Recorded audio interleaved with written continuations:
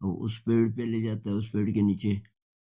वो डर जाती है, वो कहती है कि इसका तो हमें मना किया हुआ है।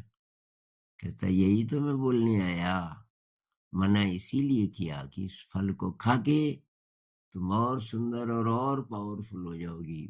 किसी तरीके से वो बहला देता है उसको, फुसला देता है, और उस फल को खाती है तो ये तो गायब हो जाता है, शैतान, सेटन।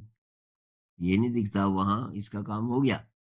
और उसके अंदर ये लोअर इमोशंस, खास कर ये जो काम वासना, ये भड़क जाती है बहुत ज्यादा फल को खाते ही। और वो एडम को ढूंढने निकलती है, और एडम को बुलाती है तो झाड़ी में छुप के अपने जो अंग हैं उनको छुपाती हुई। एडम कहता है तू ये छुपी हुई क्यों है, सामने आ। फिर ध्यान से देखता है तेरे चेहरे को क्या हो गया, ये चेहरा लाल क्यों है, तो कहां से आ रही है। उसको कुछ शक होता है, बता देती है एक सांप आया था और उसने मुझे वो फल खिला दिया। वो माथा पकड़ के बैठ जाता है, रोने लगता है। कहता है कि अब तू यहाँ नहीं रह सकती, तू अब डिग्रेड हो गई, मतलब तेरे अंदर तो अब बहुत तरह तरह के दुर्गुण आ चुके होंगे, ऐसे थोड़ी मना किया था हमने, और अब तुझे मिलेगी सजा। तो जो सजा तुझे मिले वही मुझे भी मिले, इसलिए मैं भी उस फल को खा देता हूँ, क्योंकि तेरे बिना मैं रह नहीं सकता।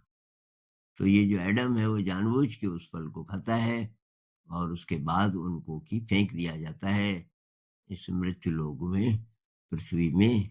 अर्थात उनकी संतानें जो होती हैं वो हम लोग हैं, कि अभी जो 8 जितने भी हैं, तो ओरिजिनल माता पिता वो थे उनकी कहानी के अनुसार। लिटरली नहीं होगा ऐसा, लेकिन इसमें कुछ कुछ लॉजिक तो लग रहा है। कि मान लीजिए कि पहले ऐसे ऐसी एक दुनिया, या चाहे कई कई वर्ल्ड्स हो सकते हैं, ऐसे थे जहां एकदम प्योरिटी थी।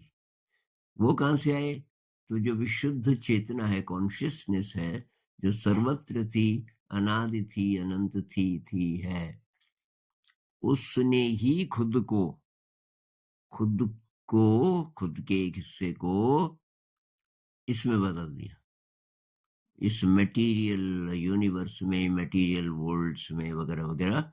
और ये तरह तरह की प्राणियों में, और फिर सबसे इंटेलिजेंट इंसान में